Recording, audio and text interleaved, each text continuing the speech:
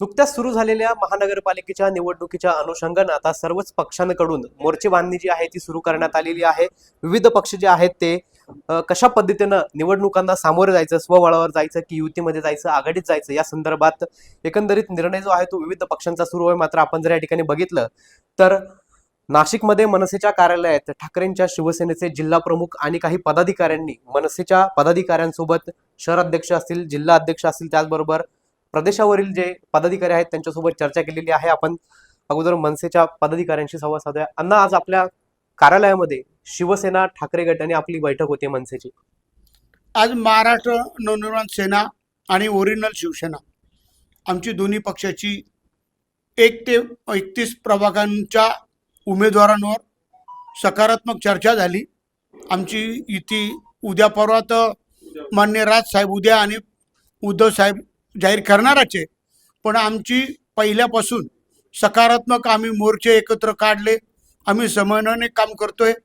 आम्हाला इथं लोकशाही जिवंत राहण्यासाठी, जनतेला न्याय देण्यासाठी, गुन्हेगारी मुक्त, भयमुक्त, भ्रष्टाचार मुक्त या साठी आम्ही खरी आमची युती पहिल्यापासून आम्ही बरोबर काम करतो. आणि आजही 122 उमेदवारांवर आमची सकारात्मक चर्चा झालेली आहे आणि उद्यापासून फॉर्म पण भरतायत. आमची उद्या जेव्हा दोन्ही साहेबांची युती जाहीर होईल, आमची सुद्धा मग फॉर्म भरायला लगेच सुरुवात होईल. आमच्यात कोणतंही भांडण तंटा नाही. एकत्रितरित्या या ठिकाणी आम्हाला भगवा फडकवायचा आहे. नक्कीच आपल्यासोबत ठाकरेंच्या सेनेचे जिल्हा प्रमुख देखील आहेत. नाशिकमध्ये जर बघितलं तर जवळपास 31 प्रभाग आहेत. यामध्ये आता आपला फॉर्म्युला कसा असणार आहे? कसं आहे की ज्या पद्धतीनं महाराष्ट्र तोडायचा या महायुतीने घाट घातला होता आणि तेव्हापासूनच खरं तर नाशिक जिल्ह्यातील पहिला जिल्हा जिथं महाराष्ट्र नवनिर्माण सेनेचे पदाधिकारी, सैनिक, शिवसैनिक आम्ही एकत्र आलो आणि आता आमची एक अतिशय सकारात्मक चर्चा झालेली आहे. 2 दिवसातच म्हणजे कदाचित उद्यापर्यंत आमच्या सर्व शीट शेअरिंग होणार आहेत आणि नक्कीच पुढच्या काळामध्ये इथं महाराष्ट्र नवनिर्माण सेना आणि शिवसेना याचा भगवा फडकलो शहराला. नक्कीच आपल्यासोबत मनसेचे जिल्हा प्रमुख देखील आहेत. भाऊ, आपल्या कार्यालयामध्ये बैठक सुरू आहे, युती संदर्भात चर्चा होते, काय सांग?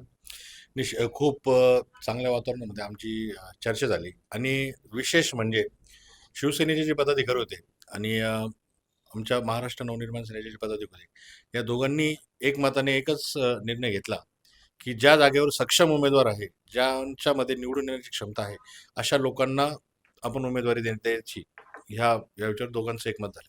नक्कीच आणखी काही आपल्यासोबत ठाकरेंच्या सेनेचे पदाधिकारी आहेत.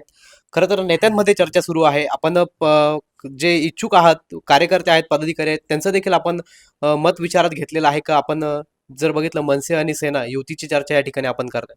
मनसे आणि सेनाचे जे काही शिवसैनिक जे मनसे सैनिक आहे हे आदेशावर चालतो आणि जो आम्हाला आदेश देण्यात येईल, ज्या उमेदवाराला निवडणुकीमध्ये उभे करण्यात येईल शिवसेना आणि मनसेमध्ये, आम्ही त्यांना निवडून येण्याचा प्रयत्न करू. नक्कीच आणखी काही आपल्यासोबत मनसेचे पदाधिकारी आहेत.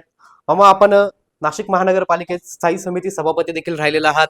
आपण जर बघितलं तर आतापर्यंत स्वबळावर झाले आहेत. आता दोन्ही ठाकरे बंधू एकत्र नाशिकमध्ये लढत आहेत.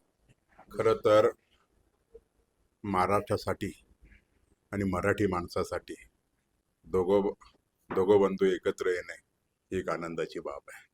खरं तर आपण जर बघितलं, एक धनशक्ती विरुद्ध एक जनशक्ती तयार झालेली आहे आणि आज आम्ही सर्व शिवसेनेचे पदाधिकारी आणि मनसेचे पदाधिकारी एकत्रित या ठिकाणी आम्ही मिटिंग केलेली आहे आणि एक इतक्या चांगल्या प्रमाणामध्ये सकारात्मक त्या ठिकाणी चर्चा झालेली.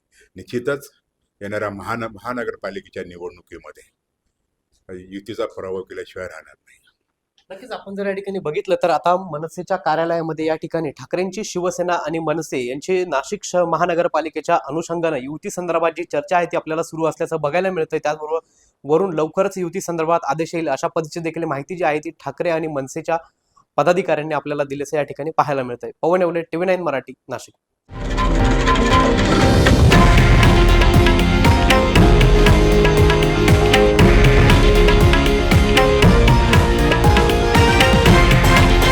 हे आहे देशातील नंबर 1 न्यूज नेटवर्क आणि आपण पाहत आहात TV9 मराठी, एकमेव.